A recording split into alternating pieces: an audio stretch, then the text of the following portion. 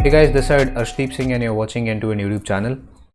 और बहुत ज़्यादा स्ट्रॉन्ग डिमांड थी इस वीडियो की, DAX data analysis expression with power BI. ठीक है, तो कैसे इस चीज़ को यूज़ किया जाता है पावर बीआई के अंदर और व्हाट इज़ द इम्पोर्टेंस, क्यों इसको यूज़ करते हैं, सब हर चीज़ कवर करी गई है। और थोड़ा ज़्यादा लेट हो गया मैं वीडियो को लेके because I started learning blockchain in between, और फ्यूचर में प्लानिंग है कि ब्लॉकचेन को भी इंट्रोड्यूस किया जाए, तो उस चक्कर में थोड़ा वहाँ पे बिजी हो गया था। बट देन आई थॉट कि first I should come up with power BI only with DAX, because बहुत ज़्यादा स्ट्रॉन्ग डिमांड आती जा रही है, बहुत सारे कमेंट्स आ रहे हैं। ठीक है, और एक बहुत अच्छी बात हुई कुछ पिछले दिनों में कि जो हमारा पहला वीडियो था पावर बीआई का, उसको 1 लाख से ज़्यादा लोगों ने देख लिया और वो फर्स्ट वीडियो हमारे चैनल का था, तो बहुत खुशी की बात है मेरे लिए। तो ठीक है, मैंने कभी सोचा नहीं था कि ऐसा भी हो सकता है कि first video of your channel will cross 1 lakh views, more than 1 lakh, और मज़ा आ गया यार देख के, मतलब एक न्यू ईयर गिफ्ट हो गया मेरे लिए तो ठीक है, तो anyways this is the part 1 of the video series and there will be 2 parts in total. जो सेकेंड पार्ट है it will be a continuation of part 1, और दोनों में डैक्स ही कवर की गई है with power BI. It's just that part 2 में कुछ और कॉन्सेप्ट्स हैं। वीडियो को ज़्यादा लंबा ना किया जाए, 2 पार्ट्स में ब्रेक करके, मुझे लगता है ज़्यादा कन्वीनियंट हो जाएगा व्यूअर्स के लिए भी। ठीक है, तो और वैसे क्या कवर होने वाला है वो हम आगे देख ही लेंगे कुछ ही देर में। तो स्टार्ट करते हैं। तो पहली बात तो डैक्स को डेटा एनालिसिस एक्सप्रेशन बोलते हैं, और ये एक माइक्रोसॉफ्ट की तरफ से बनाई गई एक क्वेरी लैंग्वेज है। ठीक है, और ये यूज़ होती है आपके पावर बीआई डेस्कटॉप में, और भी कुछ माइक्रोसॉफ्ट की सर्विसेज हैं, आपने देख ही सकते हो, इन सर्विसेज में इसका यूज़ किया जाता है। और क्वेरी लैंग्वेज क्यों बोला जाता है इसको, because it is different from general purpose programming languages, जैसे कि आपकी पाइथन, जावास्क्रिप्ट, जावा, ये सब चीज़ हो गई, ये नॉर्मल आपकी जनरल पर्पस लैंग्वेजेस हैं, लेकिन जो और उन्हें प्रोग्रामिंग लैंग्वेज कहा जाता है। But this is a query language, and why it is known as query language is because इसमें आप डेटा मैनिपुलेशन करते हो। It is just limited to that. आप डेटा को चेंज करते हो, डेटा के थ्रू कैलकुलेशंस परफॉर्म करते हो और उसको डिस्प्ले कराने का काम जो कि पावर बीआई करता है, जैसे विजुअलाइजेशन करवाना है ना। तो वो चीज़ का ही इतना ही रोल है, मतलब डैक्स का रोल इतना ही है कि कुछ कैलकुलेशंस परफॉर्म करना, कुछ नंबर्स के ऊपर काम करना, और कुछ फिल्टर्स है ना, ऐसी ऐसी चीज़ों को परफॉर्म करना।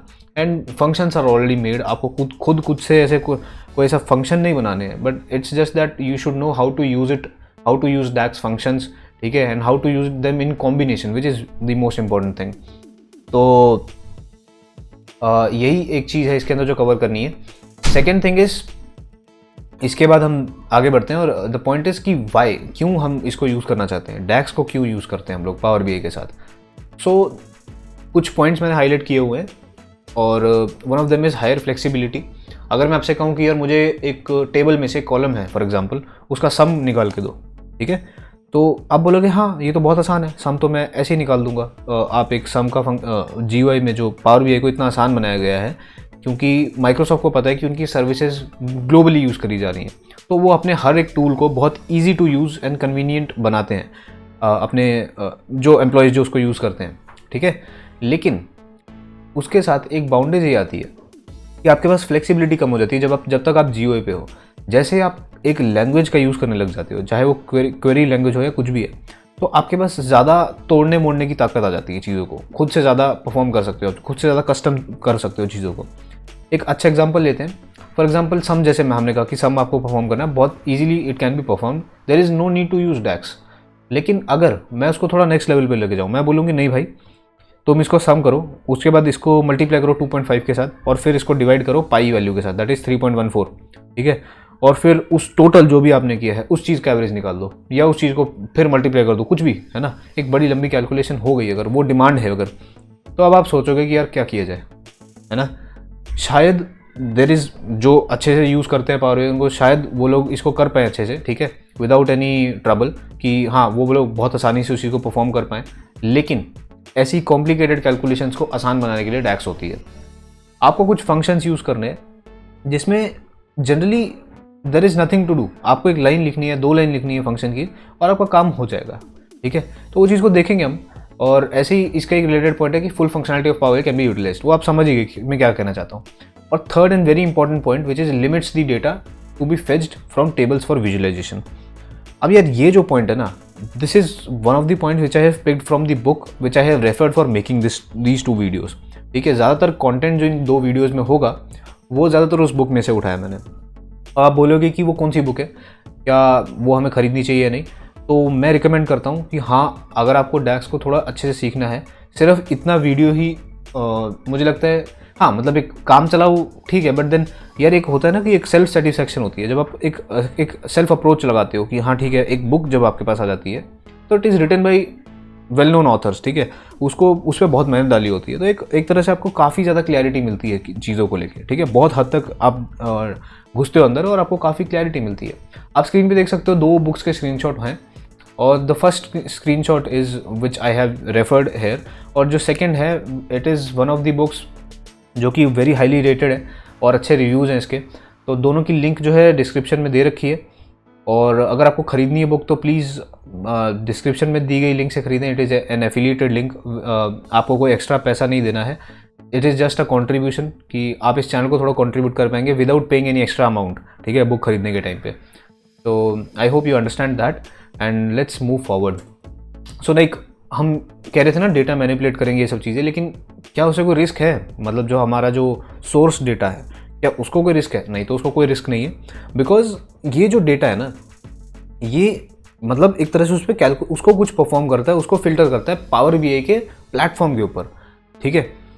और जो आपका सोर्स कोड है, जो सोर्स जो डेटा है, उसके अंदर कोई चेंज नहीं कर सकता डायरेक्टली, उसके अंदर कुछ चीज़ों को ऐड नहीं कर सकता। ये जनरेट और क्रिएट करने के लिए बनाया गया है, ठीक है, एक्स्ट्रा। ये आपके जो ओरिजिनल डेटा है, क्योंकि आपको पता है पावर बीआई में जब आप काम कर रहे हो तो आप डेटा को लोड करवाते हो, तो आपका जो ओरिजिनल डेटा है इट इज़ सेफ समवेयर, ठीक है, बस ये उसको लोड करा के उसके ऊपर काम कर रहा होता है, तो there is no risk of using DAX with power BI at least, ठीक है। अब जो मेन टॉपिक है इस वीडियो का, which is 3 types of calculations, ठीक है। थोड़ी देर पहले मैंने आपसे कहा था कि यार वो सम एक कॉम्प्लिकेटेड कैलकुलेशन करके परफॉर्म करके दिखाओ। अब वो बोलोगे ठीक है भाई, वो मैं समझ गया, पर डैक्स को लिखेंगे कहाँ पे? और कई बार डिमांड अगर ऐसी आ गई कि नहीं, मुझे एक वैल्यू नहीं चाहिए, सम आपको एक वैल्यू क्रिएट करके देगा, ठीक है, which is covered with calculated measures. Calculated measures जो होता है वो एक मेजर, एक वैल्यू, सिंगुलर वैल्यू जो है वो प्रोवाइड करता है। कुछ आप फंक्शंस यूज़ करोगे, जैसे सम फंक्शन हो गया या कोई तरह के फंक्शन हो गए, उनको यूज़ करके आप एक वैल्यू जनरेट करते हो, ठीक है, which is sometimes your requirement, sometimes it's not. Sometimes आपको एक कॉलम पूरा का पूरा चाहिए अपने कैलकुलेशंस के बाद, आपको जो आउटपुट है it should be a column, not a single value, ठीक है। आपको कॉलम को अटैच करना है फॉर एग्जांपल, है ना, एक पूरे टेबल के साथ एक नया कॉलम अटैच करना है, ऐसा कुछ चीज़ें करनी है, तो कैसे करी जाए? तो उसके लिए कैलकुलेटेड कॉलम्स होते हैं, ठीक है। अब आप कंफ्यूज मत होना, इट्स जस्ट दैट कि कॉम्बिनेशन ऑफ फंक्शंस होते हैं डैक्स में, और कुछ डेडिकेटेड फंक्शंस होते हैं जो कि ऐसे कैटेगराइज करे गए हैं, ठीक है, कि मेजर परफॉर्म करने के लिए आप ये फंक्शन यूज़ करोगे तो फ़ायदा रहेगा आपको, ठीक है। ऐसा कोई हार्ड बाउंड रूल नहीं है कि आप कॉलम्स कैलकुलेट करने के टाइम पे सम यूज़ नहीं कर सकते हो, विच इज़ पॉसिबल, आप कर सकते हो, लेकिन वही है कि अगर आपने सही अप्रोच नहीं लगाई तो जो आपका आउटपुट है वो रिक्वायर्ड आउटपुट नहीं आ पाएगा, ठीक है। तो उस चीज़ को समझेंगे। The third point is calculated tables. कई बार हमको एक बहुत इंपॉर्टेंट पॉइंट है यार यहाँ पे, ग्रुप बाई करके एक पाइवेट और ग्रुप बाई, ये 2 कॉन्सेप्ट होते हैं, ठीक है। मशीन लर्निंग में अगर कोई है बंदा तो उसे भी पता है कि हाँ ये चीज़ पाइथन में यूज़ होती है, परफॉर्म करी जाती है, जावास्क्रिप्ट में भी ये करी जाती है, इवन तो जावा में भी शायद करी जाती है, आई एम नॉट श्योर, और एसक्यूएल में भी करी जाती है ग्रुप बाई, ठीक है। तो ये जो चीज़ है ना, it is very much important, ठीक है। ग्रुप बाई और ये समराइज और ये सब चीज़ें ना बहुत इंपॉर्टेंट है, और ये हमें आती हैं इस पॉइंट पे। कई बार हमारी डिमांड होती है कि यार मुझे ना एक टेबल चाहिए पूरा का पूरा, I want to have a different type of table, calculated table, not a value और अ कॉलम, ठीक है। मुझे एक पूरा टेबल डेडिकेटेड चाहिए, अपनी कैलकुलेशन का आउटपुट टेबल होना चाहिए। अब यहाँ पे क्या किया जाए, ठीक है, तो उसके लिए भी कुछ फंक्शंस डैक्स ने बना रखे हैं। जैसे हमें समराइज़ कराना होता है कई बार, ठीक है, तो हम एक ओरिजिनल टेबल को लेते हैं, उसमें ग्रुप बाई, अगर आपको नहीं पता ग्रुप बाई कोई बात नहीं, मैं आगे कवर करने वाला हूँ एज एन एग्जाम्पल उसको, but then I recommend you to please search for it और उसको अच्छे से पढ़ो। हाउ एवर ज़्यादातर लिंक्स जो इस जो टॉपिक की मैं एज एन एग्जाम्पल फ्यूचर में कवर करूँगा इस वीडियो में अभी कुछ टाइम में, वो प्रोवाइडेड होंगी आपको ऑफिशियल डॉक्यूमेंटेशन में, कोई भी लिंक जहाँ से मैंने पढ़ा था उसको, ठीक है। और बुक के बारे में मैंने आपको पहले बता दिया, वो डिस्क्रिप्शन में होगा सब। लेकिन फिर भी अगर आपको अपनी सेटिस्फैक्शन के लिए पढ़ना है तो आई वुड रिकमेंड कि group by is very important topic for that, ठीक है, ग्रुप बाई ज़रूर पढ़ना। Okay, so last point is कि अंडरस्टैंडिंग द सिंटेक्स। सिंटेक्स को समझेंगे हम लोग, ठीक है, सिंटेक्स क्या है डैक्स का वो चीज़ समझेंगे, वेरिएबल और वो सब चीज़ें। अब पार्ट 2 में क्या पढ़ने वाले वो भी मैं आपको बता देता हूँ, ठीक है, थोड़ा एक्साइटमेंट बढ़ा देते हैं। तो कॉन्टेक्स्ट जो है ऑथर ने, जिस बुक को मैंने रेफर किया था उसमें ये कहा था उसने कि अगर आप कॉन्टेक्स्ट को समझ गए, ये जो कॉन्टेक्स्ट टॉपिक है, अगर आप इसको समझ गए डैक्स में, तो मतलब आप 70% डैक्स समझ गए। ये कोटेड पॉइंट है, उस ऑथर ने लिखा हुआ है उस बुक के अंदर, ठीक है। तो it is one of the most important points, पर ये पार्ट 2 में कवर किया जाएगा, जो कि कुछ टाइम में अपलोड हो ही जाएगी। इसमें 2 तरह के कॉन्टेक्स्ट हैं आपके, फिल्टर कॉन्टेक्स्ट, रो कॉन्टेक्स्ट, ठीक है। और फिर टाइप्स ऑफ फंक्शंस हम पढ़ेंगे। इटरेटर फंक्शंस, देखो यार कोई मुश्किल चीज़ नहीं है, फंक्शंस यूज़ ही करने होते हैं बस, ठीक है। उनको कैटेगराइज करा दिए गए, रेगुलर फंक्शंस नॉर्मल हो गए हमारे, उसके अलावा इटरेटर होता है, इफ एल्स कंडीशन और ये सब चीज़ें। फिर कुछ डेट फंक्शंस हैं, वीक डे, फिर है ना ईयर, मंथ, ये सब चीज़ें। और कुछ लॉजिकल फंक्शंस, एंड लॉजिक और लॉजिक, ऐसे टाइप के फंक्शंस भी कुछ होते हैं जिसका यूज़ किया जा सकता है। तो ओवरऑल ये सारी चीज़ें हम 2 वीडियो में कवर करेंगे, ठीक है। और इसके अलावा भी कुछ एडिशनल चीज़ें होंगी जो कि कवर होंगी साथ ही साथ, ठीक है। तो वीडियो स्टार्ट करते हैं। तो जी अपने पावर बीआई डेस्कटॉप पे आ गए हैं, और आके आपको कुछ नहीं है, क्योंकि डेटा सेट जो इसमें यूज़ होगा वो एक्सेल शीट के फॉर्म में है, और उसकी जो लिंक है वो डिस्क्रिप्शन में दे रखी है। डेटा सेट करके एक सेक्शन होगा डिस्क्रिप्शन में, और उस पर जाके आप क्लिक करोगे तो वो डाउनलोड हो जाएगा, ठीक है। फाइनेंशियल डेटा सेट है, कुछ ऐसा दिखेगा, और इसको हम लोड कर लेंगे। अब मैंने जो पावर बीआई का लास्ट वीडियो था उसमें सब समझाया हुआ है कि कैसे डेटा को लोड करते हैं और सब चीज़ें, ठीक है। इसमें सिंपली लोड करना है।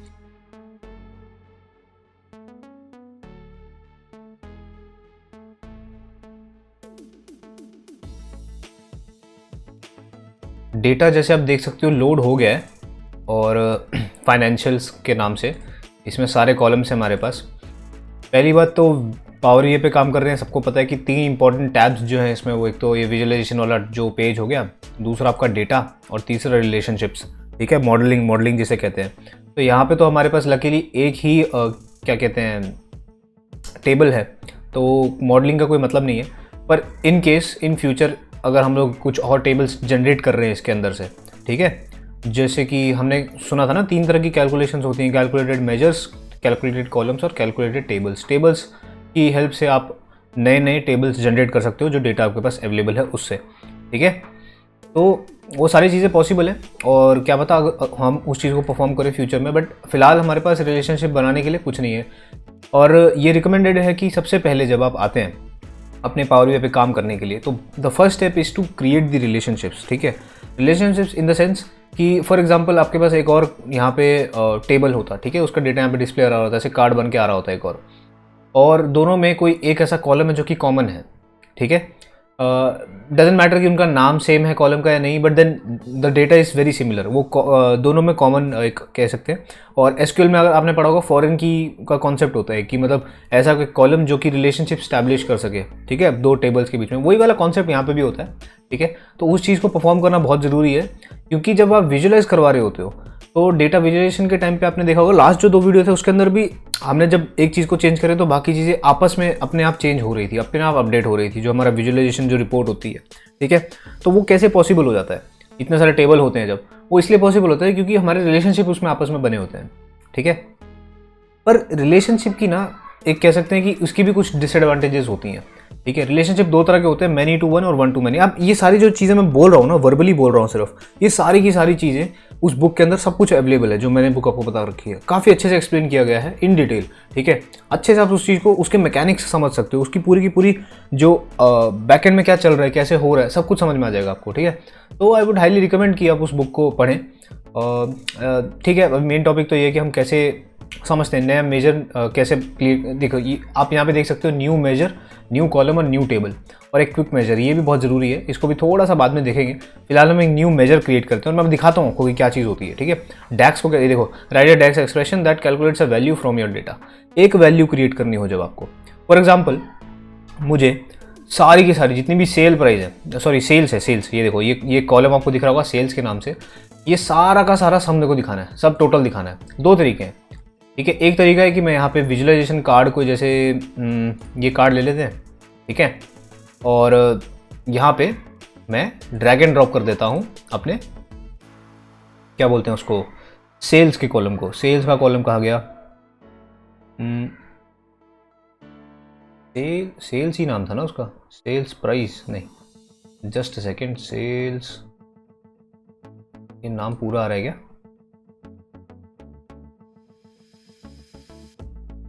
Okay it's sales, okay okay क्या ठीक है, स्टार्टिंग में है, देखा नहीं मैंने तो सेल्स जो है इसको यहाँ पे डालते हैं और फिर क्योंकि हमें पता है ये छोटा सा एरो कि यहाँ पे सम प्री डिफाइंड होता है, ठीक है, इसको एवरेज मैक्सिमम मिनिमम चीज़ें कर सकते हो, ठीक है, बहुत सारी चीज़ें हैं, ठीक है। तो हम देखते हैं कि हाँ ठीक है, ओके सम, हमें सम यहाँ पे चाहिए। अभी यहाँ पे ना मैं आपको समझाता हूँ क्या चीज़ हो रही है। आपने बोला कि ठीक है इसके लिए मुझे नया मेजर क्रिएट करने की क्या ज़रूरत है, सम तो मैं वैसे भी बना ही रहा हूँ, है ना। उसने अब मैंने पूरा उसको कॉलम जो है यहाँ, मेरे वर्ड्स को ध्यान से सुनिए, मैं पूरा का पूरा कॉलम जो है यहाँ पे प्रोवाइड कर रहा हूँ, जिसको विजुअलाइजेशन जो पावर बीआई का इंजन है वो रन करता है और वो उसका सम कैलकुलेट करके आपको दे देता है, ठीक है। इसका जो सेकेंड वे ऑफ डूइंग है वो क्या है कि आप एक नया मेजर क्रिएट करोगे, ठीक है, नया मेजर क्रिएट करेंगे और नया मेजर क्रिएट करने के लिए न्यू मेजर पे क्लिक करना होता है, ठीक है। आप डेटा टैब के अंदर जाके भी कर सकते हो, डायरेक्टली यहाँ से भी कर सकते हैं मैं आपको बताता हूँ कि उससे होता क्या है। सबसे पहले तो एक वेरिएबल का नाम होता है, सॉरी वेरिएबल का नहीं, अपने मेजर का नाम लिखना होता है आपको, ठीक है। Variable name is a different thing which we will be definitely covering in future, ठीक है, most probably in the second part of this video of this series, ठीक है। तो फर्स्ट मेजर का हम नाम दे देते हैं कि सेल्स सम करके या टोटल सेल्स ऐसा कुछ है ना, और इसको टोटल सेल्स, ठीक है, इसको इक्वल टू जो आपका साइन होता है ना, जो फर्स्ट इक्वल टू आप डालते हो, दैट इज कि आप अपना जो डैक्स का जो एक्सप्रेशन है उसको स्टार्ट कर रहे हो। उससे पहले का जो पार्ट था that is the name of your measure, जो कि यहाँ पे बनने के बाद यहाँ पे डिस्प्ले होगा, जैसे ठीक है अब यहाँ पे मेजर डिस्प्ले हो रहा है, ये चेंज हो जाएगा जैसे मैं इसको सेव करूंगा, ठीक है। तो this is something which will be doing. यहाँ पे आप जैसे टाइप करना स्टार्ट करते हो सम, जैसे SUM लिखेंगे तो देखो हमारे पास चीज़ें आ रही हैं अलग अलग, नीचे यहाँ पे रिकमेंडेशंस आ रही होती हैं, ठीक है। यहाँ पे एंटर भी क्लिक कर सकते हो, टैब भी क्रिएट कर सकते हो, ठीक है। टैब क्लिक करोगे तो कंटिन्यूएशन आती है। उसके बाद हमारे पास आपको पता है कि हमारे जो टेबल है उसका नाम है फाइनेंशियल्स, तो फाइनेंशियल के सारे कॉलम का नाम यहाँ पे आ रहा है। और एज वी नो कि सम का जो यहाँ पे आपने देख रहा है उसकी जो रिक्वायरमेंट है वो कॉलम नेम है, तो कॉलम नेम दे देते हैं फाइनेंशियल सेल्स का, ठीक है। और फिर ये ब्रैकेट क्लोज करेंगे एंड आफ्टर दैट एंटर, ठीक है। और एंटर क्रिएट करते ही यहाँ पे कुछ चेंज नहीं होने वाला, but let me show you where things changes. आप देखोगे यहाँ पे टोटल सेल्स नाम से एक नया कह सकते हैं कैलकुलेशन जो है वो बन चुकी है, ठीक है। और अगर आप इसको डेटा इसमें जाके देखोगे तो ऐसा कुछ नहीं कि नया कॉलम क्रिएट हो गया या इसके अंदर कुछ आ गया, नहीं, वो अलग चीज़ है। इट इज़ जस्ट दैट एक नई फील्ड क्रिएट हो गई, ठीक है, टोटल सेल्स के नाम से, and it is just a single value, that's it. कैसे है सिंगल वैल्यू है, हम इसके साथ कंपेयर कर लेंगे उस चीज़ को। हम एक और कार्ड क्रिएट करते हैं, लेट्स चेक कि क्या वो सही में मतलब वही वैल्यू है या नहीं है। तो हम इस कार्ड को यहाँ पे ड्रैग ड्रॉप मार देंगे और जैसा कि आप देख सकते हो कि वो वैल्यू जो है वो सेम है, बट यहाँ पे आपने एक चीज़ का ध्यान दिया होगा कि सेल्स और टोटल सेल्स दो नाम अलग आ गए हैं जो इसका टाइटल नेम होता है, बिकॉज वी अभी दोनों में डिफरेंस क्या है और फ़ायदा और नुकसान दोनों चीज़ बताता हूँ, ठीक है, दोनों चीज़। ये बहुत इंपॉर्टेंट पॉइंट है, ये मैंने इंडेक्स में नहीं बताया था कि मैं समझाऊंगा, but this is very much important to understand the difference. Output दोनों का सेम आ रहा है, दोनों को विजुअलाइज कराने के लिए यूज़ कर सकते हो, बट दोनों का सबसे बड़ा डिफरेंस ये है कि जब आप सेल्स डायरेक्टली आप यहाँ से, एक मिनट इसको ना थोड़ा कलर चेंज कर देते हैं, थोड़ी कन्फ्यूजन कम हो जाए, ठीक है। एक कमेंट मेरे को कल परसों ये आया था कि भाई डेटा कलर कैसे चेंज करते हैं, ठीक है। तो डेटा कलर ऐसे चेंज होता है डेटा लेबल के नाम से, ठीक है। तो जो ब्लू वाला है ये आपका टोटल सेल्स है और जो ब्लैक है that is something which a column was given, ठीक है, विजुअलाइज कराने के लिए। अभी होता क्या है, जब आप इसको कॉलम प्रोवाइड कर रहे हो, मैं इसकी बात कर रहा हूँ सेल्स की, तो विजुअलाइजेशन के टाइम पे एक आपको याद होगा एक पॉइंट था जो मैंने कहा था कि ड्यूरिंग प्रेजेंटेशन कि जब हमको फेच कराना होता है डेटा टेबल के अंदर से, तो उसको कन्वीनियंट बनाने के लिए डैक्स यूज़ करी जाती है कि हम कम से कम डेटा को फेच कराते हैं टेबल से डायरेक्टली विजुअलाइज करवाने के लिए, ठीक है। ये पॉइंट आपको याद होगा, मैंने कहा था, और मैंने कहा था बुक में से मैंने उठाया हुआ है पॉइंट। तो वही मैं समझाना चाहता हूँ यहाँ पे कि जब आप डायरेक्टली एक टेबल का कॉलम यूज़ करते हो या जो भी नेसेसिटी है उस चीज़ को विजुअलाइज करवाने के लिए, तो आप पूरा का पूरा जो आपका जो पावर बीआई इंजन है वो पूरा का पूरा जो आपका कॉलम है उसको लेता है पहले और फिर वो उसको समराइज करवाता है, ठीक है। और इस चीज़ में अभी तो कोई प्रॉब्लम नहीं है, जैसे आपने और दो चार एलिमेंट्स बना दिए, ठीक है, और जैसे ही आप उसमें सब मतलब एक तरह से सिलेक्शन करते हो क्योंकि आपस में सब इंटरलिंक्ड है, तो वो एक पूरी कैलकुलेशन फिर से परफॉर्म होती है। समझ रहे हो? वो कैलकुलेशन जो है वो आपकी वापस एक और बार परफॉर्म करेगा, ठीक है। अभी प्रॉब्लम क्या होती है ना कि जैसे आप इस चीज़ को यूज़ कर रहे हो तो वो पूरी की पूरी कैलकुलेशन फिर से परफॉर्म करेगा, सारी की सारी वैल्यूज़ वापस लेगा और फिर से वापस एक बार उसको परफॉर्म करेगा, फिर से वापस परफॉर्म करेगा, जिससे कि बहुत ज़्यादा रिसोर्स जो है वो यूटिलाइज हो जाता है। और अब इसका एडवांटेज और अब ये तो हो गया इसका डिसएडवांटेज। एडवांटेज तो दोनों को समझ में आ ही रहा है यार कि दोनों हम विजुअलाइज करने के लिए यूज़ कर सकते हैं, ठीक है। और भी मैं बताता हूँ एक पॉइंट थोड़ी देर बाद। अब टोटल सेल्स का अब बोले कि यार ये तो इसका नुकसान होगा क्योंकि ज़्यादा डिमांड कर रहा है, ज़्यादा डेटा को बार बार फैच करवा रहा है टेबल से और इसलिए प्रोसेसिंग बहुत ज़्यादा हो रही है।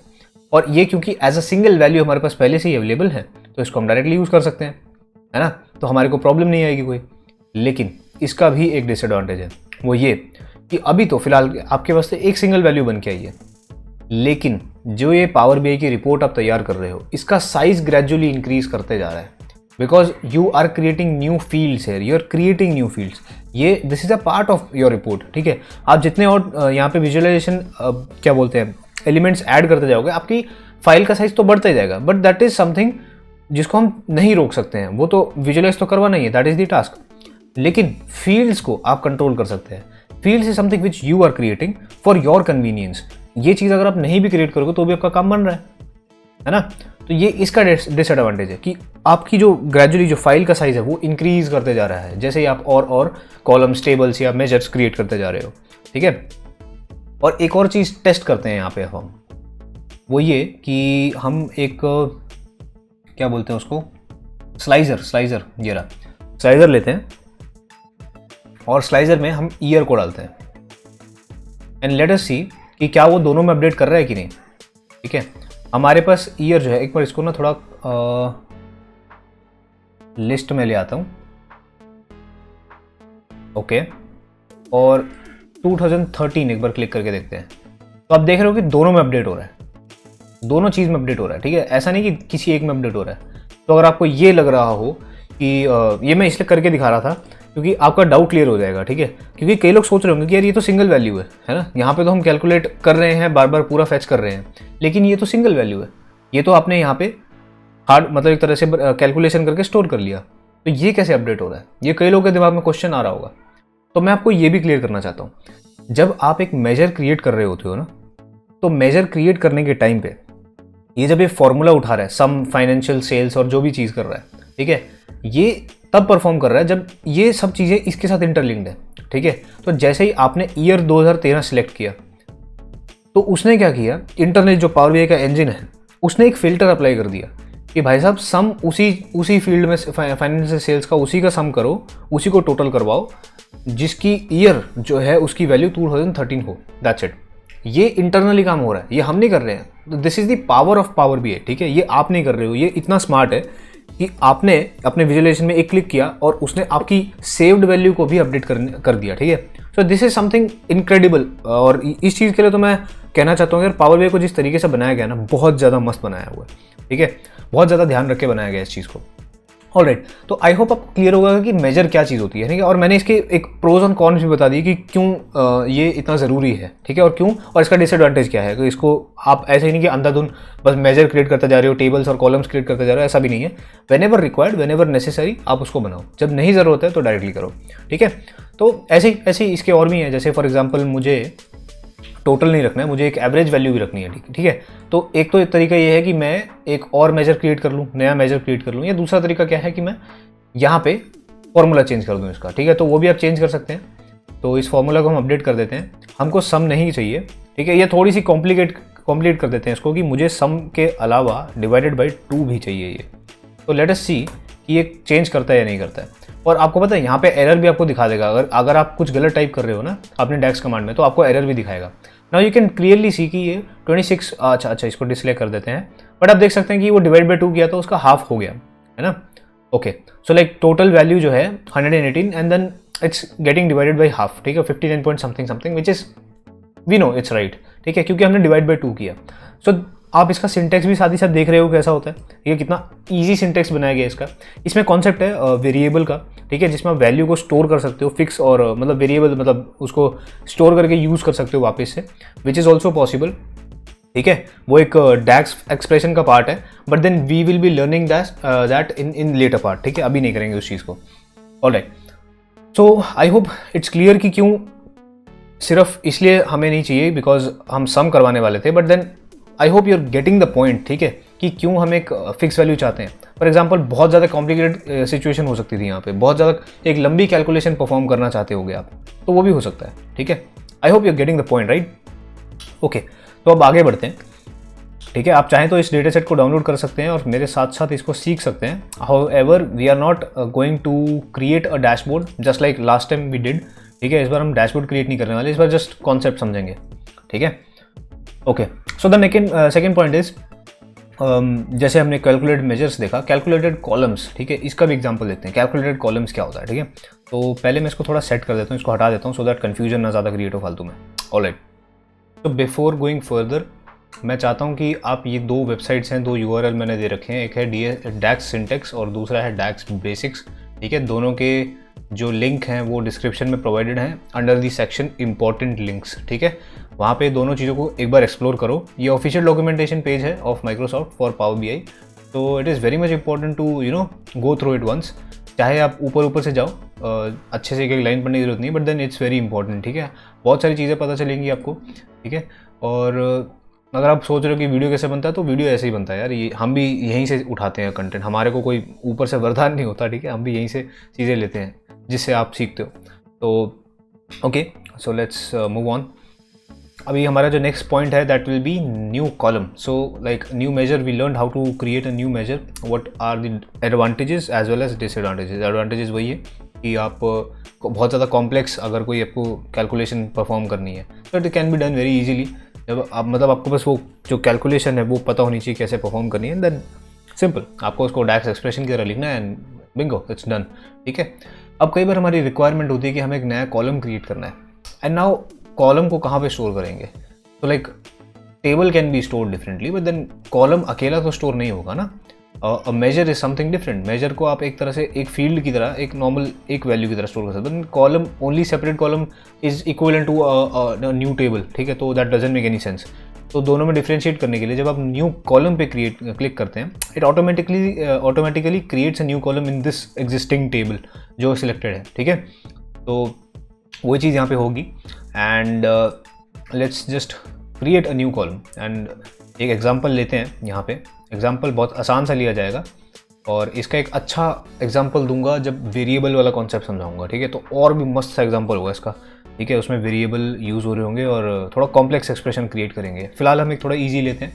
What will gonna do is कि हम कॉलम का नाम देते हैं, ओके, एग्जांपल लेते हैं कि फॉर एग्जांपल मुझे मैन्युफैक्चरिंग प्राइस और सेल्स प्राइस के बीच का डिफरेंस क्रिएट करना है, ठीक है। मुझे सेल्स प्राइस और मैन्युफैक्चरिंग कॉस्ट जो था, मैन्युफैक्चरिंग बनाने में जो खर्चा हुआ है और जो जिस खर्चे पे, जिस अमाउंट पे हमने बेचा है उस प्रोडक्ट को, तो दोनों के बीच में डिफरेंस क्या है, ठीक है।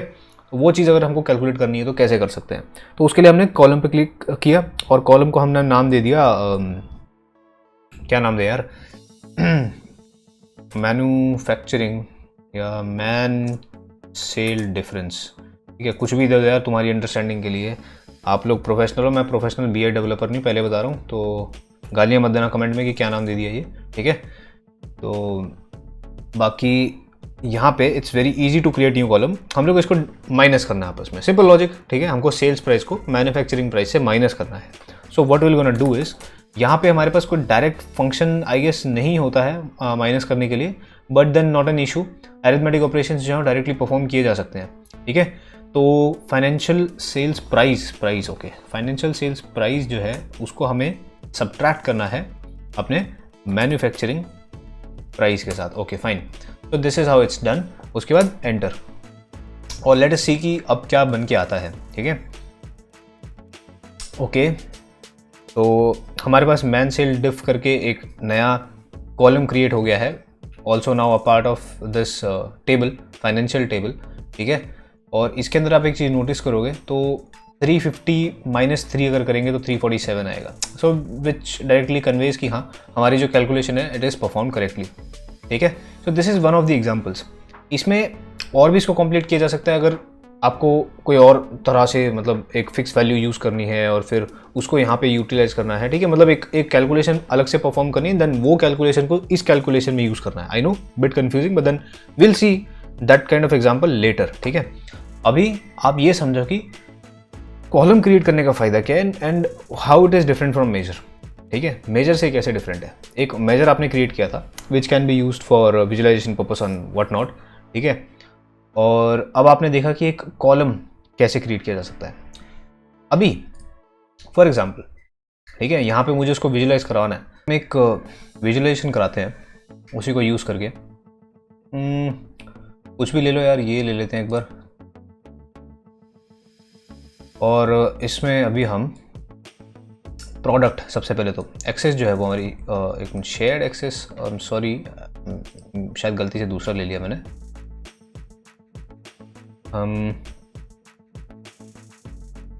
ठीक है, लाइन चैट के साथ स्टार्ट करते हैं।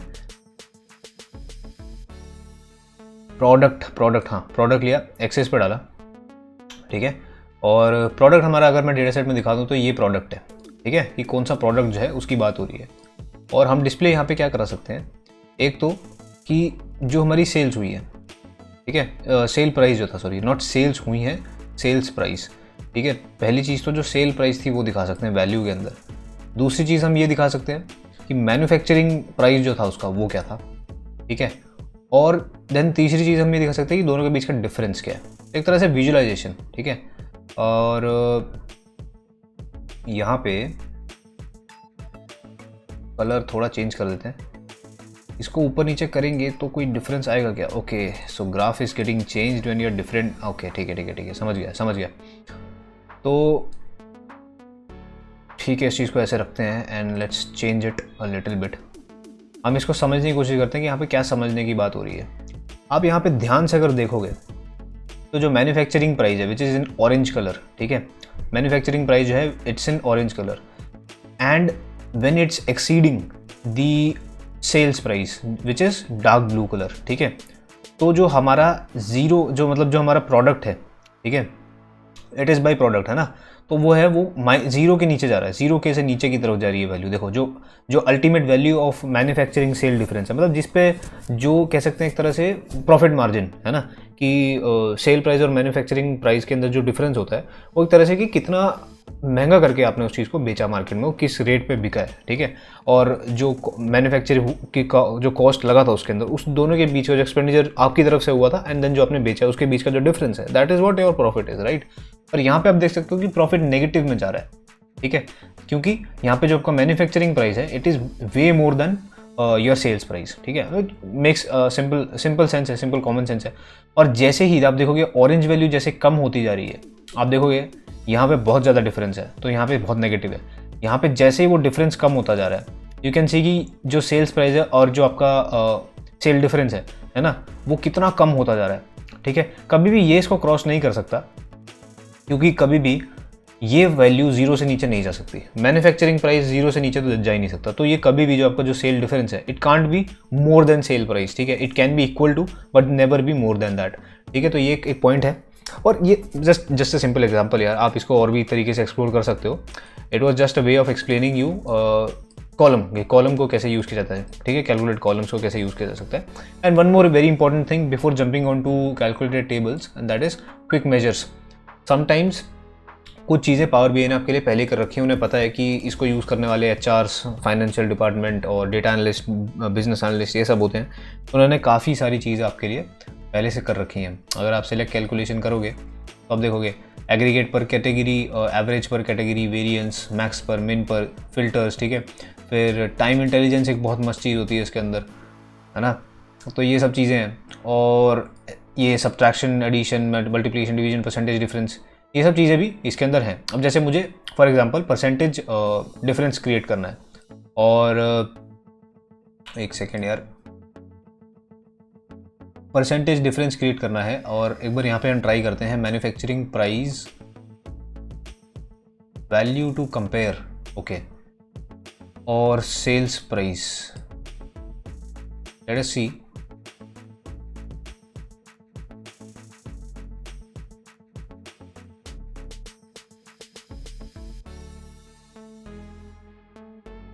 अब आप देखोगे जैसे आपने क्विक मेजर पे क्लिक किया तो एक डैक्स आपके सामने बन के आ गई, ठीक है।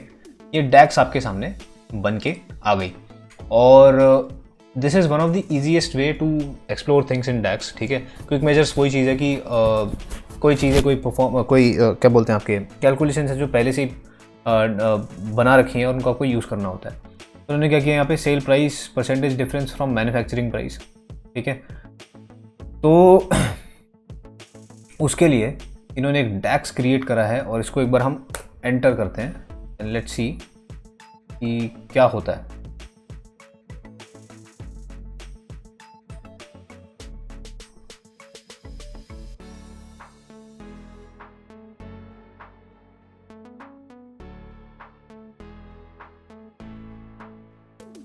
तो जैसे कि आप देख सकते हो एक वैल्यू क्रिएट कर दी गई और ऐसी बहुत सारी चीज़ें हो सकती हैं। देखो मैंने ये रैंडमली उठा के कर दिया, ठीक है। I am not a professional financial adviser या ये जो चीज़ें करते हैं लोग, ठीक है। मेरे को इस टूल को यूज़ करना आता है and my work is to make you learn this tool, ठीक है। That is my part. और नाउ योर पार्ट इज़ कि आप जिस मर्जी फील्ड से, आप HR हैं, आप BA हैं, आप डेटा एनालिस्ट हैं, आप डेटा इंजीनियर हैं, आप मशीन लर्निंग के कॉन्सेप्ट सीखना चाहते हैं और आप जस्ट टाइम पास के लिए पाओ या सीख रहे हैं, आप कॉलेज स्टूडेंट हैं, जो भी हैं आप, ठीक है। बड़ी खुशी होती है जब लोग अलग अलग तरह के लोग इस मेरे वीडियोस को देखते हैं। But then the ultimate goal is कि आपको उसमें से अपना फ़ायदा देखना है, ठीक है। आपको उसमें से वो चीज़ सीखनी है जो आपको जो फ़ायदा करेंगे, ठीक है। मेरा काम है सिर्फ इस टूल को सिखाना, ठीक है। उससे ज़्यादा मैं क्या ही कर सकता हूँ, मैं कुछ नहीं कर सकता। मैं आपके लिए सिर्फ गेट खोल सकता हूँ and you can just explore it out in your own way, ठीक है। ऑलराइट, अब आपने देख लिया क्विक मेजर्स एक खजाना है अपने आप में, ठीक है।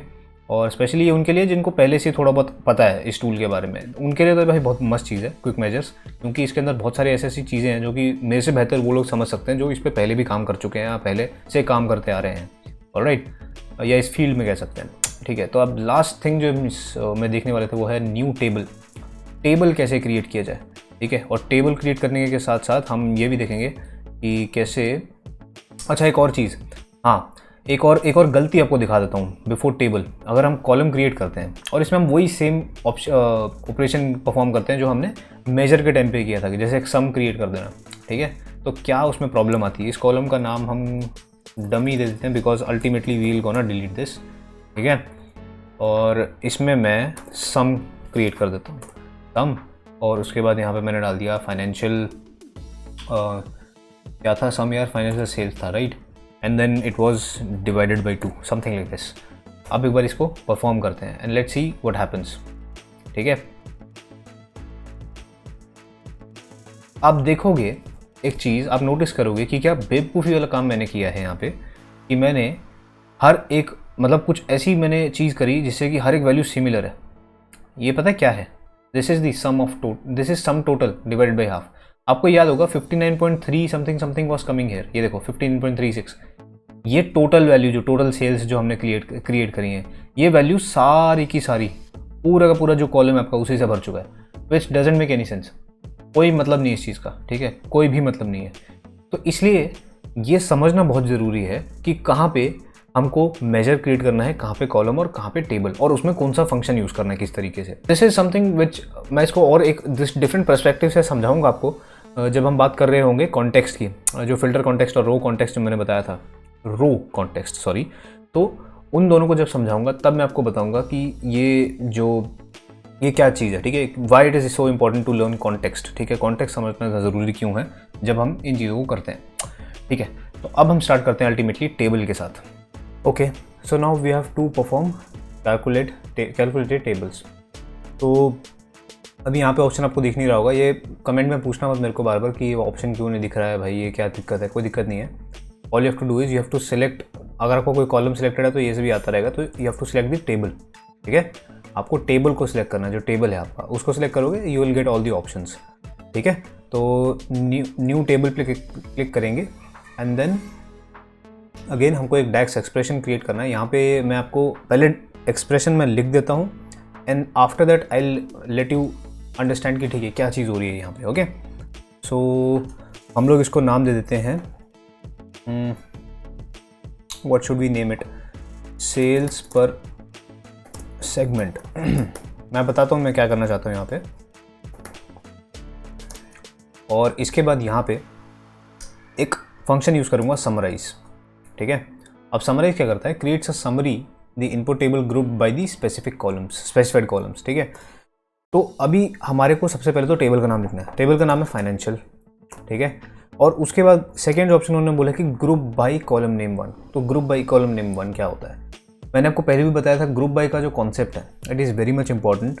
ठीक है, उसको आपको अलग से समझना चाहिए, बट देन वो थोड़ा सा ना कन्फ्यूजन क्रिएट करता है जब हम पावर बीआई में काम कर रहे होते हैं। The difference between summarize and group by, ये थोड़ा सा मतलब बहुत माइन्यूट सा डिफरेंस होता है, बट देन येस समटाइम्स जो समराइज है ना, फिर वही बात आ जाती है यार, इसमें कॉन्टेक्स्ट का एक लॉजिक यूज़ होता है कि फ़िल्टर कॉन्टेक्स्ट और रो कॉन्टेक्स्ट दो तरह के होते हैं। जो ग्रुप बाई है उसके अंदर आप सिर्फ फ़िल्टर कॉन्टेक्स्ट जो है उसको यूज़ करते हो, लेकिन जो समराइज है उसमें आपके पास रो कॉन्टेक्स्ट और I am sorry I said it wrong, summarize में आपके पास दोनों फ़िल्टर कॉन्टेक्स्ट और रो कॉन्टेक्स्ट दोनों रहता है। And then there is one more summarize column जिसके अंदर सिर्फ आपका जो है फ़िल्टर कॉन्टेक्स्ट ही रहता है, अप्लाइड रहता है। ठीक है, तो वो क्या चीज़ है वो थोड़ा सा बाद में समझेंगे जब मैं कॉन्टेक्स्ट पे आऊँगा।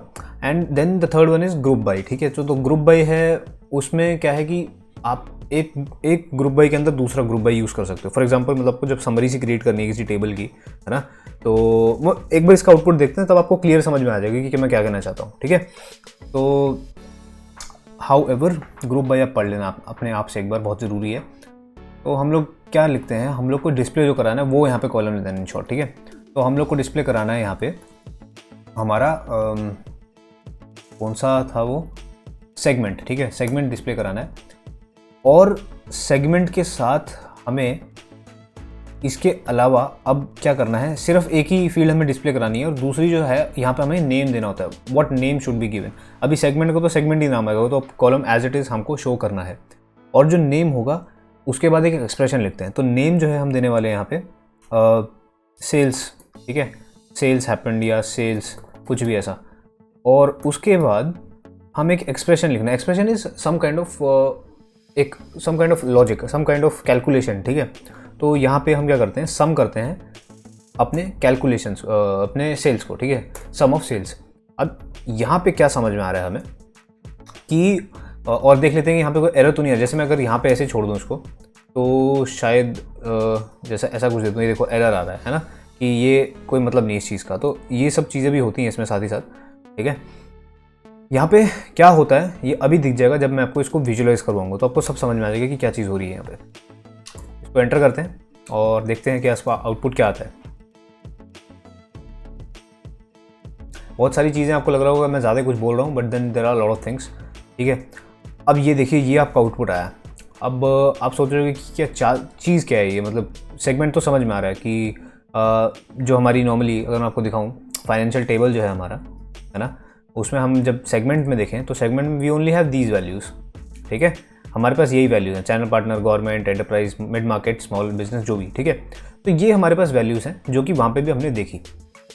अब होता क्या है कि ये आपको याद होगा ग्रुप बाई की जगह हमने अपने इस कॉलम का नाम दिया था। इस कॉलम का नाम, इस जो सेगमेंट कॉलम है इसको मेंशन किया था जब जहाँ पे वो ग्रुप बाई डिमांड कर रहा था। ठीक है, समराइज फंक्शन। तो होता क्या है कि ग्रुप बाई में आप जिस पर्टिकुलर कॉलम का नाम लिखते हो उस पर्टिकुलर नाम के अकॉर्डिंगली ग्रुपिंग हो जाती है, मतलब वो एक ही बार वैल्यू कंसिडर होती है। गवर्नमेंट वैल्यू जो है इस नॉर्मली आप देखोगे कितनी बार वो रिपीट हो रही है, बट देन हमने इसके हिसाब से ग्रुप किया है, तो ये एक जो government value will be consider as a single value.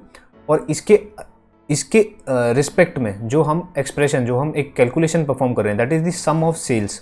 अभी यहाँ पे आप देखोगे गवर्नमेंट की, यहाँ पे आप देखोगे सेगमेंट में गवर्नमेंट है और सेल्स टोटल इतनी हुई है, टोटल जो भी है, और इस प्रोडक्ट के लिए इतनी सेल्स हुई हैं, है ना। तो हमने क्या ग्रुप बाई इसके अकॉर्डिंग कर दिया और उसके बाद सम को कर सेल्स का सम कर दिया। तो जितना भी गवर्नमेंट, जितनी बार भी यहाँ पे गवर्नमेंट आ रहा होगा ना, उन सब का सेल्स जो है आपस में सम हो जाएगा। आप समझ रहे हो, तो वो चीज़ यहाँ पे हुई है। एंड देन उस चीज़ को हम डिस्प्ले कराएंगे, कहाँ गया यार, टोटल सेल्स में था, नहीं दूसरा टेबल था ना ये, सो हाँ, सेल्स पर सेगमेंट। तो सेल्स पर सेगमेंट जब चेक करते हैं तो आप देखोगे कि टोटल सेल्स हैपेंड जो है वो गवर्नमेंट सेक्टर में कितनी हुई है, वो मिड मार्केट में कितनी हुई है, वो चैनल पार्टनर से कितनी। तो आप समझ रहे हो कि क्या चीज़ हम दिखाना चाहते हैं यहाँ पे, और इसको हम एज इट इज़ भी डिस्प्ले करा सकते हैं।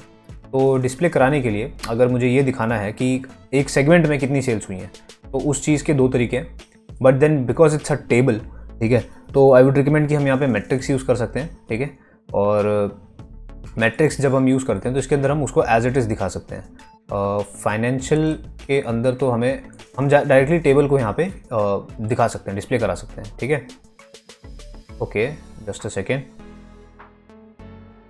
Sales happened and segment, okay, no that's not, okay, yes yes yes, got it. तो हमने पूरे टेबल को जो है यहाँ पे डिस्प्ले करा दिया, इसलिए तो ये ऐसा नॉर्मली आपके पास आउटपुट आ जाएगा। तो टोटल कितनी सेल्स हुई हैं, टोटल सेल्स हैपेंड जो है, आप देखोगे अगर आप कंपैरिजन करोगे तो ये दोनों सेम वैल्यूज़ हैं, ये वैल्यू और ये वैल्यू बोथ आर सिमिलर, ठीक है। तो अगर मैं किसी एक सेल्स हैपेंड पे क्लिक कर देता हूँ, ठीक है, तो आप देखोगे शायद कुछ चेंज नहीं आ रहा है, मतलब इन वैल्यूज़ में कोई चेंज नहीं आ रहा है। और यहाँ पे ज़्यादा कुछ सोचने की ज़रूरत नहीं, it's very simple. Why it's not changing, because as you can see now we have 2 different tables and they are not interlinked, ये आपस में लिंक्ड ही नहीं है। तो इसलिए इनके आपस में कोई रिलेशनशिप ना होने की वजह से अगर मैं कोई भी जो विजुअलाइजेशन इससे पूरी तरह से जो इस पर डिपेंडेंट है, वो इस पे डिपेंडेंट जितनी भी विजुअलाइजेशन होंगी उनमें चेंज नहीं करेगा अगर इनके अंदर कुछ रिलेशनशिप स्टैब्लिश नहीं है, ठीक है। इट्स वेरी सिंपल, ठीक है। पावर बीआई रिलेशनशिप पे काम करता है और यही चीज़ है, यही मैं आपको बताना चाहता था कि रिलेशनशिप का जो मतलब एक तरह से डिपेंडेंट है उस चीज़ के ऊपर हम, कि बिना रिलेशनशिप के आप एक इंटरैक्टिव रिपोर्ट नहीं क्रिएट कर सकते, which is also very much important, ठीक है। तो मोस्टली जब जो डेवलपर्स होते हैं इस पर काम कर रहे होते हैं, वो विजुअलाइजेशन उस चीज़ की कराते हैं जिस तरीके से उसको ऐसा ना लगे कि okay it's not something related to the other visualization जो एलिमेंट्स हैं उससे, ठीक है। तो ये सारी चीज़ें, बट समटाइम्स सी अभी हमको इसको लिख के क्या करना है, we have all the values, sales कितनी हैपन हुई है वो हमें पता चली गया, और एक सेगमेंट में कितनी हुई है, that is also something. So it is अपने आप में वो उसकी एक इंडिविजुअल इंपॉर्टेंस है, उसको कोई मतलब नहीं कि टोटल क्या सेल्स है, वो हम देख ही सकते हैं यहाँ पे, ठीक है। एंड उसकी डिज़ाइनिंग जो भी है विच can be done in this section, ठीक है, इस सेक्शन में आके आप उसकी डिज़ाइनिंग कर सकते हो एज पर द रिक्वायरमेंट्स। तो I hope tables also something, मतलब कुछ सॉर्ट तक हमने आपको क्लियर किया, but then yes this is the first part and the second part will be of context, जो सबसे ज़्यादा इंपॉर्टेंट पार्ट है कॉन्टेक्स्ट, और काफ़ी कुछ चीज़ें इसमें से रेफर होंगी उसके अंदर। तो अगर इन केस वो वीडियो अपलोड हो जाएगी, इस वीडियो के अपलोड होने के मोस्ट प्रोबेबली 1 हफ्ते के अंदर, उससे ज़्यादा टाइम नहीं लगेगा, ठीक है। तो उस चीज़ पे भी आएंगे। एंड देन वेरिएबल्स क्या होते हैं, जैसे कि हमने थोड़ी देर पहले देखा था, एक एक्सप्रेशन क्रिएट करा था इसका, और इसकी जो डैक्स क्रिएट हुई थी उसमें हमने चेक किया था कि एक बहुत बड़ा सा आपके पास क्या कहते हैं उसको, एक डैक्स जो है वो क्रिएट हो गया था। जैसे यहाँ पे आप देख सकते हो, इसमें इफ़ एल्स स्टेटमेंट लगी है, रिटर्न यूज़ हो रहा है, वेरिएबल यूज़ हो रहे हैं, है ना, और फंक्शन यूज़ हो रहे हैं, ठीक है। तो दीज ऑल थिंग्स, और ये फिर नॉट इज़ ब्लैंक, डिवाइड, ये सब चीज़ें यूज़ हो रही हैं। तो ये क्या चीज़ें हैं, ये सब भी हम समझेंगे। This is something called iterator functions. ये इटरेटर फंक्शंस हैं जो मैंने बताया था आपको, एक तरह के फंक्शंस होते हैं। जो return statement it is used when you have variables, ठीक है। वेरिएबल्स इज समथिंग लाइक जब आपको एक फंक्शन के अंदर एक वैल्यू को स्टोर करना होता है, ठीक है। तो आपको हल्का हल्का समझ में आ भी रहा होगा कि ये क्या चीज़ होती है यहाँ पे, बट देन इसको अच्छे से समझेंगे इन द नेक्स्ट पार्ट, ठीक है। And I hope I am clear, I have cleared a lot of things to you, और डैक्स का सेकेंड पार्ट भी इसके बाद जल्दी आ जाएगा। अंटिल दैट टाइम आप इसको सीखो, समझो, शेयर करो, ठीक है, इंस्टाग्राम पे फॉलो करो, और क्या कह सकते हैं ठीक है। तो या हैव अ गुड डे।